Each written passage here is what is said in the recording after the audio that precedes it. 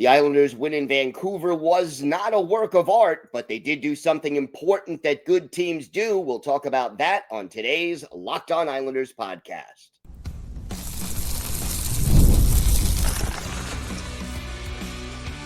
Your Locked On Islanders, your daily podcast on the New York Islanders. Part of the Locked On Podcast Network, your team every day. Welcome, everybody, to the Tuesday edition of the Locked On Islanders podcast, part of the Locked On Podcast Network, your team every day. I want to thank everyone who makes Locked On Islanders your first listen every day. Don't forget to subscribe on YouTube or wherever you listen to podcasts so you never miss an episode. I'm Gil Martin. I've been covering the New York Islanders for 2 decades, and I wrote the book Ice Wars on the history of the Islanders' rivalry with the Rangers from 1972 till the modern era. So glad you could join us today and talk a little Islanders hockey, and we're going to break down the Islanders' win in Vancouver, which does help keep this road trip on track. It wasn't pretty, but we'll talk about some of the important things the Islanders did well and obviously some of the things they definitely need to work on. We'll have our hero and go to the game and our key takeaways. And we'll also talk a little bit about a sad moment as the Islanders' first ever head coach, Phil Goyette, has passed away at the age of 92. Let's get started with this win. And there are a lot of good things to take away from this game, but also a lot of things that need work. And you can make the argument, and you can probably make a strong argument, that beating a team that is struggling like the Vancouver Canucks, a team that, here we are, almost 3 weeks into the new year, and they don't have a win in 2026 yet, is not a great accomplishment. And this game was far from smooth as far as the way the Islanders played. But everydayers will remember. One of the major differences between a good team and a not so good team is that good teams find a way to win even when they don't have their A game, especially when you're playing a team that is struggling, like the Vancouver Canucks. And the Islanders did that. Was Ilya Sorokin outstanding in this game? No. He was good. Wasn't great. Started off kind of shaky. I think he was playing a little too far back in his net on a couple of the goals early on in the game when the Islanders fell behind 2-1. And I think the bigger issue was that the team did not do a good job of clearing players out from in front of the Islanders' goal. I think on 2 and maybe even all 3 Vancouver goals, there were 2 big bodies in front, and the Islanders' defense just didn't clear them away. So Sorokin was good enough, came up with a few big saves when he needed to, and the Islanders as a team just got it done. And there were some real moments where you shook your head and you said, wow, how did we get here? How did they do this? But let's start with the praise. The Duke is red hot. 2 more goals for Anthony Duclair.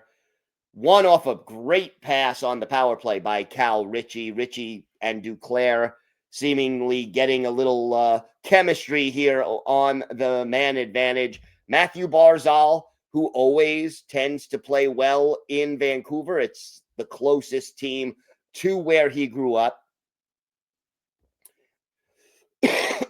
Absolutely had another solid game. 2 assists for Barzy. Did he overhandle the puck at times? Yeah, that's Barzy, okay? I mean, say what you want, but 2 assists. Overall, solid game for Matthew Barzal. And what more can you say about Matthew Schaefer? He had 2 assists. He led the Islanders in ice time with 25:04. He was a +1, and he had a beautiful goal. And I do mean a beautiful goal called back because of an offside. Now, It was clearly offside. It wasn't even close, okay? But that's a highlight reel goal. That's the kind of goal you just want to see count because it was Bobby Orr-esque, the way he hesitated, moved, went to the goal, faked out a player, waited for the goalie to commit, and then managed to just get the puck over the goal line. I mean, you just tip your hat to the kid. So that was really, really great to see. And, you know, the Islanders didn't quit. They were down 2-1 after the first period. And the game really turned after they killed the penalty. And then you get the power play goal by Duclair.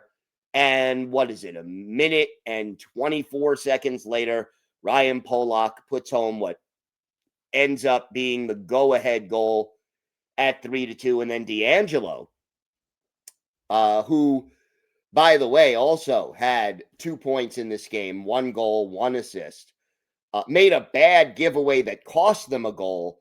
But overall, I mean, that pass that he made to set up 1 goal in this game, the goal by Duclair, the first goal by Duclair, was absolutely pretty. And then his goal was a smart play where he just swooped in and got a rebound and put it home. You know, that's that's Tony D'Angelo, right? He's going to make his mistakes in his own zone, but he's going to come up and make some plays. And hopefully the good plays outweigh the bad plays. And I think they did tonight. So was it pretty? Was it a 60-minute effort where they outplayed the Canucks? No. The Islanders did play down to the Canucks level, so to speak, in that this game was close all the way. The Islanders had some chances to put it away when they were up 4-2, did not do that, gave up a late goal, which almost cost them, you know, a 6-on-5 goal. But in the end, it's enough. And the old cliche in hockey, they don't ask how, they just ask how many. You keep winning hockey games, and it doesn't matter whether they're pretty or ugly. You take the 2 points, you book them. You're on a long road trip. This is the 6th game of a 7-game road trip. And you just say, you know what? We did what we had to do. You book the 2 points and you move on. So was I thrilled with the way the Islanders played in this game? No, but good teams win games when they don't have their A game. And that's what the Islanders did last night in Vancouver. And let's face it, they've struggled to do this over the course of the season. If they can start doing this consistently, and consistency is sort of one of the things that's missing on this team, if they can start winning games when they don't have their A game on a more consistent basis, you go from being a pretty good team to a very good team. And then the next step after that, you go from a very good team to a contender. They're not there yet, but they are getting there. And these are the baby steps that a team has to take. Because let's face it, even though there are a lot of veterans on this team, this group has to learn how to win together. They're still in the process of learning that. And let's hope that they do learn it and that they continue to improve game by game as we keep moving forward in the schedule and getting closer and closer to the Olympic break, the trade deadline, the playoff home stretch. It's going to be an exciting finish for this team this year. They may not end up making the playoffs. They may go on a long playoff run. But one thing I could tell you about this team, they're interesting. They're rarely dull. They can be frustrating. They can be exhilarating. But it's going to be a fun ride. And we'll be here for you every step of the way all year long. We've got more to get to on today's show. We've got our hero and GOAT of the game. Plus, we got to talk about a couple of things that just really bugged me about this game. We have that. Plus, for our Islanders birthday of the day, a player who finished his career with the Islanders and later coached the Islanders. He was coach, he was captain. Let's see if you can guess who that is. All that and more coming up on today's Locked On Islanders podcast. Today's episode is brought to you by Game Time. There's nothing like being near the ice during hockey season. The speed, the hits, the atmosphere, it's unmatched. Watching at home is great, but being in the building is a completely different experience. The one thing that used to get in the way was actually getting tickets, long queues, endless screens, and prices changing at checkout. That's why the Game Time app gives the advantage back to fans. It's the hack for unlocking amazing NHL tickets and experiences in just a few taps. The app is incredibly easy to use. Browsing, comparing, and buying tickets took just minutes, and the zone deals are clutch. You choose the section, Game Time picks the seats, and you save even more. Seeing NHL tickets available for as low as $25 makes it easy to plan a game night, and I like that fees are included up front, so the price you see is the price you pay.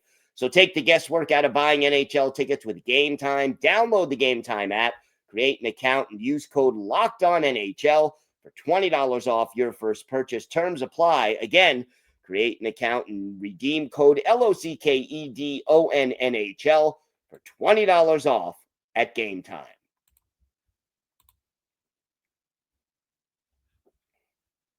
All right, well, if you haven't done so already, it is time to check out the Everydayers Club. And thank you for making Locked On the #1 sports podcast network.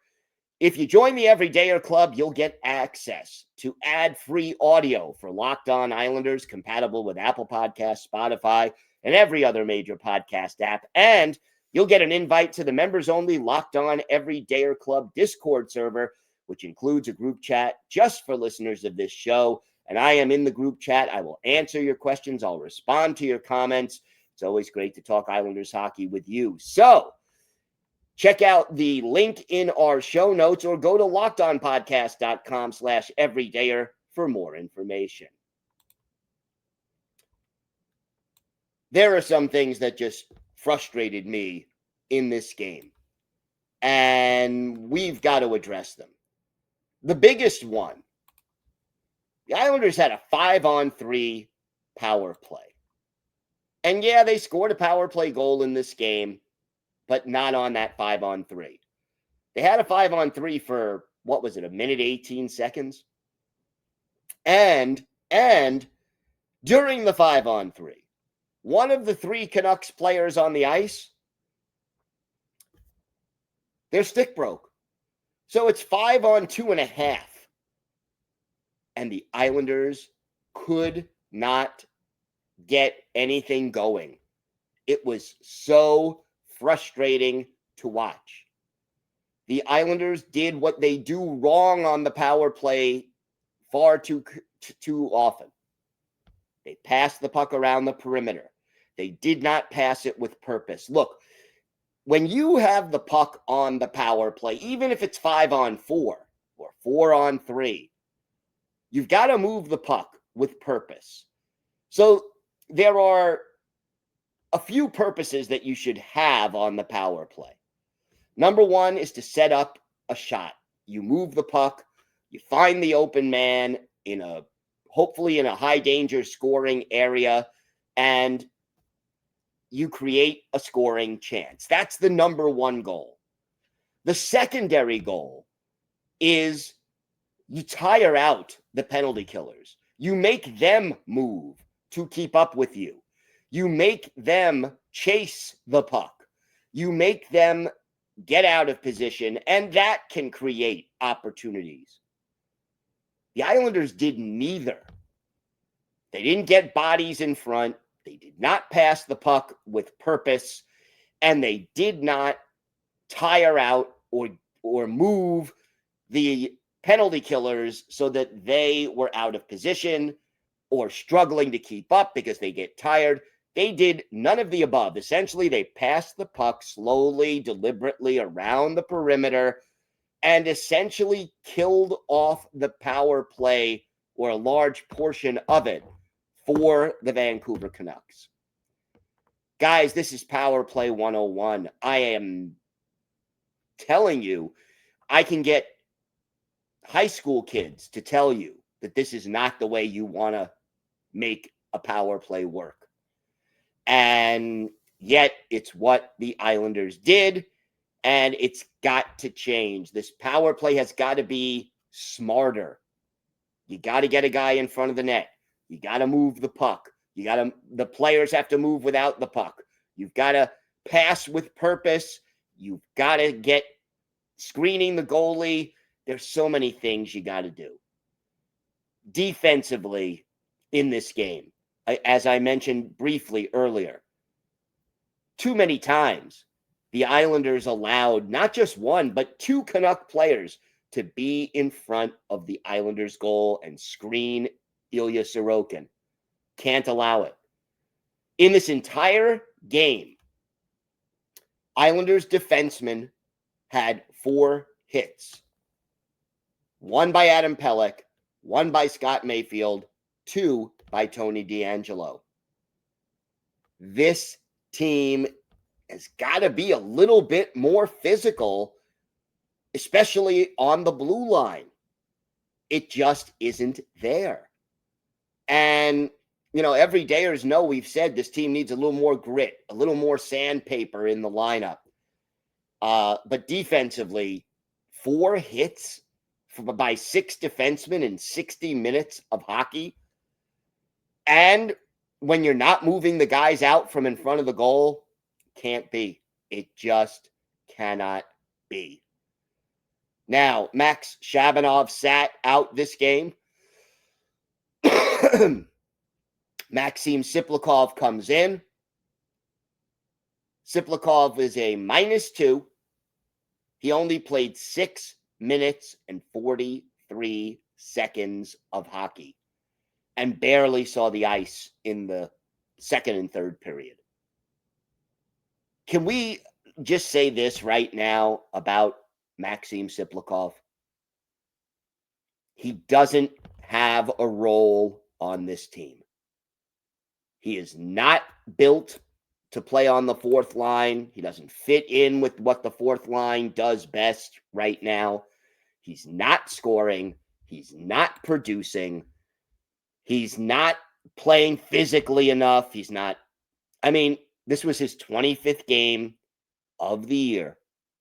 He has 1 goal, no assists, and is a -10.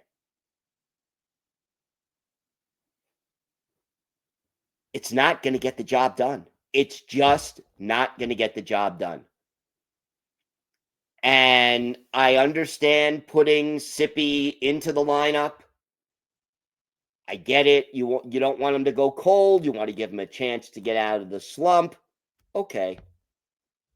But you put him out there and he just doesn't do a good job, and then you end up benching him. If he's only going to play 6 minutes and 43 seconds, why bother? Let Shabanov go out there and give you 10 or 12 or 14 minutes. And then, look, nothing against Jonathan Drouin, but this guy hasn't scored a goal in forever and a day. And he's out there 17 and a half minutes in this game. Still getting top 6 minutes. There is no accountability here. There's no demotion. Instead of sitting Shabanov, maybe you sit Drouin, because the guy just isn't doing anything productive for this team.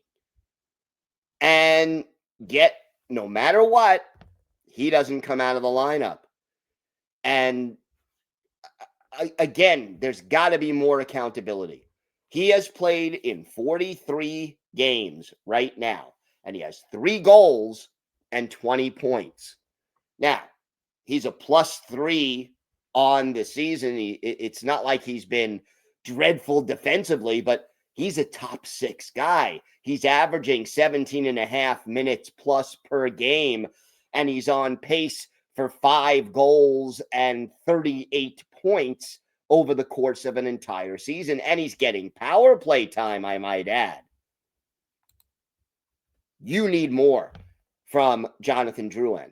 And I'm not saying that he should be traded right away or that he's a bust, but he's struggling mightily. He has been for a long time. Maybe, just maybe, if I'm Patrick Waugh, I'm saying to myself, let him sit a game or two. Whether it's Tsyplakov coming in or whether it's Shabanov coming in or both of them play, let's give Jonathan Drouin a game or two off to watch from the press box, and maybe that different perspective gives him a little bit of a clue as to what he's not doing well. Because right now, he's not contributing. And you signed him to be part of your offense, part of your top six. He's not getting the job done. I would like to see more from him. As far as Tsyplakov goes, I still think it's best if you trade him. Maybe by playing him, they're trying to showcase what he can do. It's not helping because he's not playing well, and you get into one of these vicious cycles. He doesn't play enough, so when he comes in, he's cold. He's not in sync with game speed, and he struggles, so you bench him, and round you go. Eventually, you either have to trade him or you have to, play him, but he is just not getting the job done right now, and hopefully he can turn that around. But tough times right now for a few Islanders, good times for others. Duclair so red hot in the month of January, and I love it. I love seeing the hard work he's putting in paying off. We have got more to get to on today's show. We'll talk about the passing of the very first coach in New York Islanders history. Plus, we have our Islanders birthday of the day. All that and more still to come on today's Locked On Islanders podcast.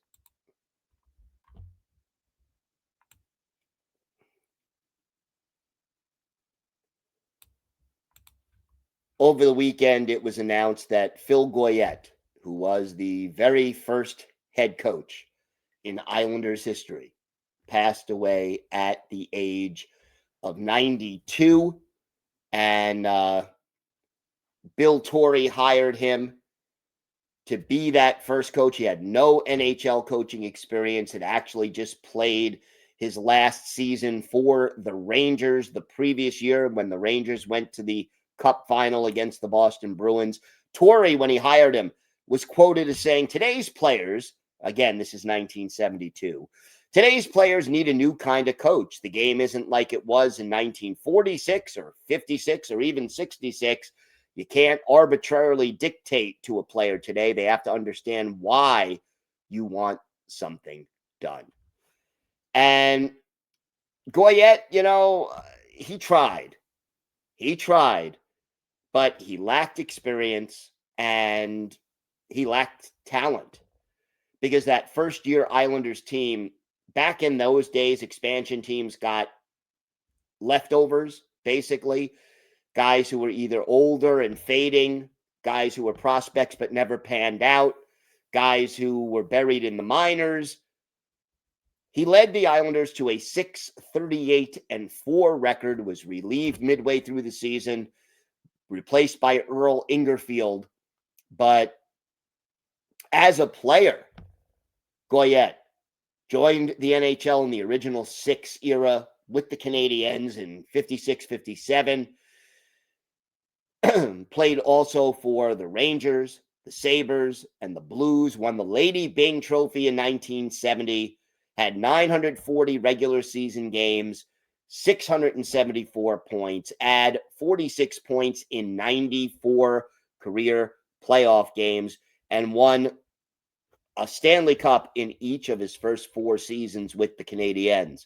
So Goyette wasn't successful as Islanders coach, but he was the very first coach in New York Islanders history.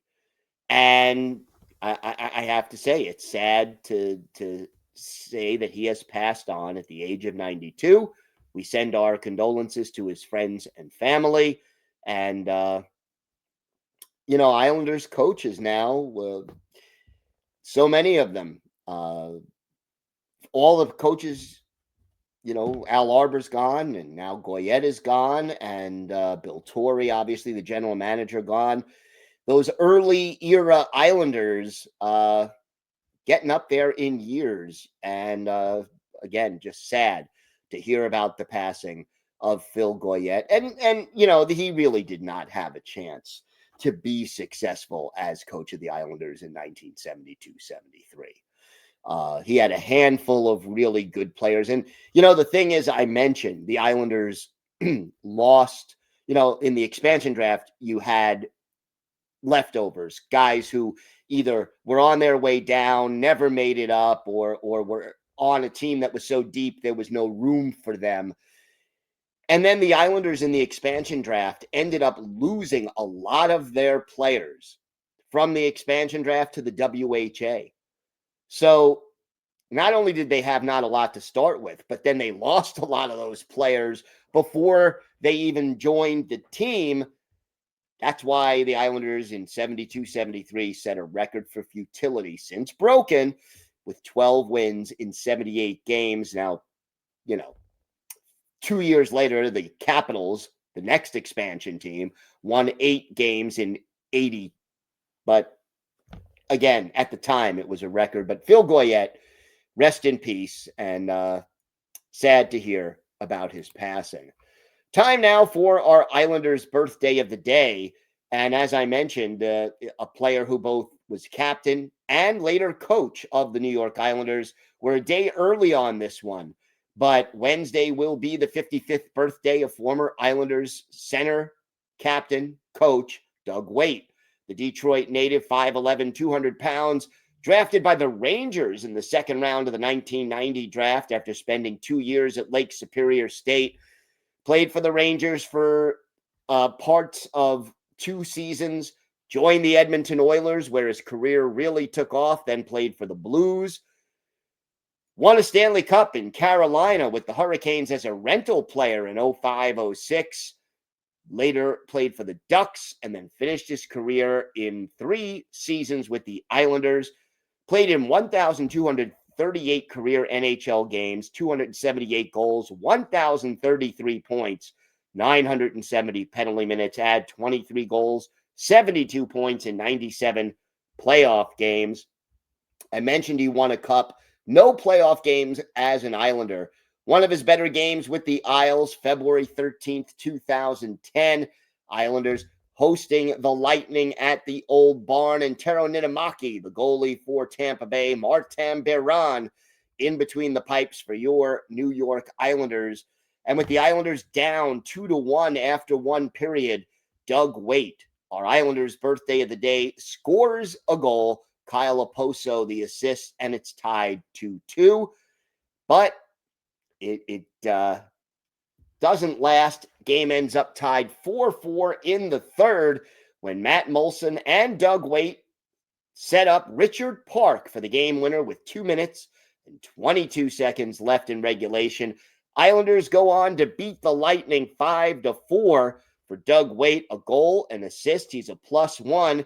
He scored on his only shot, played 12 minutes and 46 seconds, and he assisted on the game-winning goal. Doug Weight coached the Islanders for 1 year, wasn't that successful, played a sort of run-and-gun style of hockey that was exciting to watch, but wasn't able to win consistently and was let go and was replaced by some guy named Barry Trotz. So that ended up working out for the Islanders. But Doug Weight, great guy, knows hockey so well and lives and breathes the game. Doug Weight is our Islanders' birthday of the day.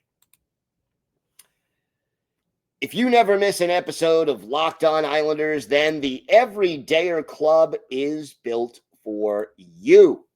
Got to check this out. You'll get Locked On Islanders ad-free, plus members-only Discord access and more.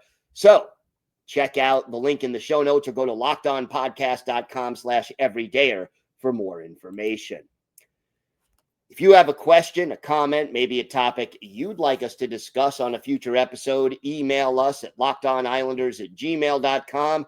If you leave your first name and where you're from, we're happy to mention you on the show when we discuss whatever's on your mind. You could also follow the show on X at Locked On Isles. You could follow me, Gil Martin, on X at Ice Wars, NYR-VSNYI.